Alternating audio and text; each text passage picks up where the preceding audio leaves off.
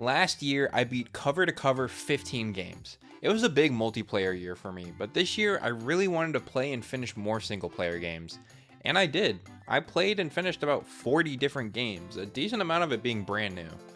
The game everybody's talking about, Clair Obscur.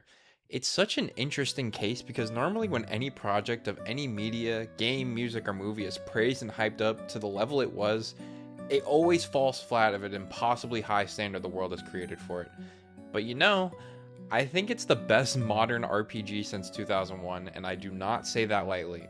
I looked through every RPG that came out since 2000, realized Final Fantasy X came out in 2001, and I think it stands next to that and other titans of the 90s RPGs we were gifted. If you're a person who doesn't find turn-based combat traditionally engaging, I would still recommend it, because it does a lot to make offense and defense more engaging, and on top of the great visuals and music, it's under 30 hours. RPGs have been kind of lost in the content sauce where it takes 50, 60, 100 hours to beat. It's nice to have an engaging journey that doesn't overstay its welcome. I found myself being drawn to shorter, more tightly knit experiences this year. The 90s used to be full of just awesome 5 to 10 hour games that had great replayability. Games like Aladdin were quick and charming, Lion King made me question if I enjoyed playing video games, and I played Sonic 1, 2, CD, and 3. I casually went through these over a long weekend, and although some of these didn't age as great as the others, you're gonna have a good time just romping A to Z for a couple hours till it ends. Mega Man is the king of short and sweet. I went through the first 6 at the beginning of the year because I was for sure we'd never see a new game from him. Man, I can't wait for that game.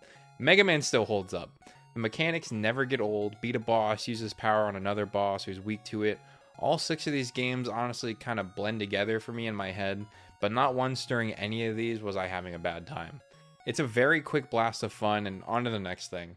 My favorite video game of all time, Lies of P, got DLC, and it was like eating the best food you've ever tasted, going back in time 5 minutes and eating it again, which is funny. The storyline about this is traveling in time. The final boss might be my favorite fight in a Souls game I've yet to play. The aesthetic, plot context for the main game, an insane challenge he puts up.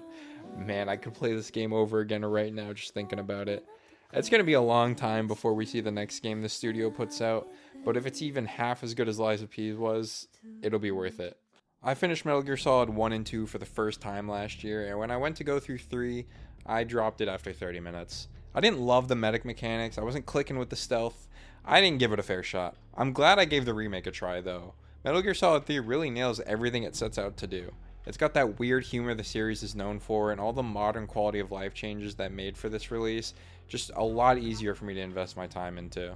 I really wanted to read more books this year, so I gave Dispatch a try, and it was a Holy shit! Yeah, fuck, goddammit. Shit. Like this motherfucker. Fucking. Fuck Shroud. Fucking bitch. Fuck. Fucking. Nasty shit. What the fuck? It has a very The Boys sense of humor, which is the most popular way to tackle the superhero genre today, I guess, but I was enjoying my time up until the end.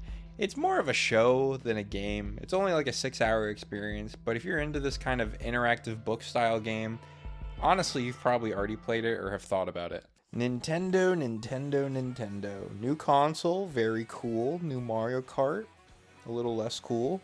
It was an ambitious idea to try connecting the tracks. Unfortunately, 495 Simulator was just as fun in real life as it was in game, and having it force-fed down our throats didn't really help. Prime 4. 7 years in the making. Visually stunning, a Nintendo console could make anything that even looked like this. Not a super fan of the Federation yappers, and the added desert truly did nothing to the experience other than filler playtime. But what else are you gonna play? There's like 2 other games on this console. Donkey Kong. Before I say this, I gotta make it abundantly clear. I loved this game. It was the only thing I touched for a month straight. I maxed out the banana count. I did it all. I saw it all. I bought the DLC. It does everything Odyssey did well, and it takes to the next level in ways it didn't even cross my mind until I played it. I could filibuster for the world record going over everything I love about it. But I think it's going to have as much replay value as Odyssey does. I don't know if you've ever gone back to Odyssey after finishing it all, but it doesn't have the same magic it does the first romp around, and there's an ungodly amount of items to collect. 1700 between the bananas, fossils, and ammonites. Maybe I'll be wrong, and in 3 to 4 years when I come to revisit it, I don't feel the same, but I have a hunch I'm right. A wise man once said, "Little Caesars taste so good when you ain't got a bitch in your ear telling you it's nasty." And I don't think there's a better way to sum up my experience with Legends ZA. If you just stop zooming in on the texture of the windows, you'll actually find a game that's very fun. The combat was fresh and a Pokemon sense of innovation. I'm a sucker for the Legends format though. It was my dream as a kid to run around an area and catch Pokemon in real time. And while I think Arceus executes on that idea a little bit better, I had a great time. I found a billion shiny Pokemon and 50% of those were taxed by the IRS, aka my girlfriend, but I would probably play this again in the next year. I had that much fun with it. Air Rider stands out to me so much above any other Nintendo release this year, because not only is it the most complete package, you can feel the love and soul that went into doing this game justice. Sakurai is one of the only people in the industry, regardless of the genre or IP he's working on, that gets what it's all about.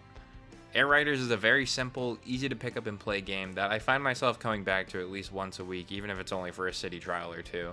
It is so refreshing to get a truly complete game full of content where it doesn't feel like part of it was cut out last minute so they can charge an extra 20 to 30 bucks a month or two after. Who would do that?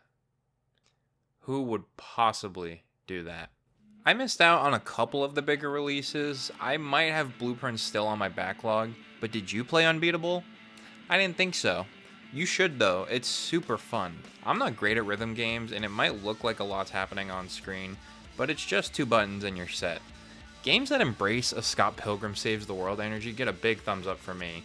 And you know, that's all I got for you today. 2026 is going to be a big year and I'll see you all there. Thank you guys so much.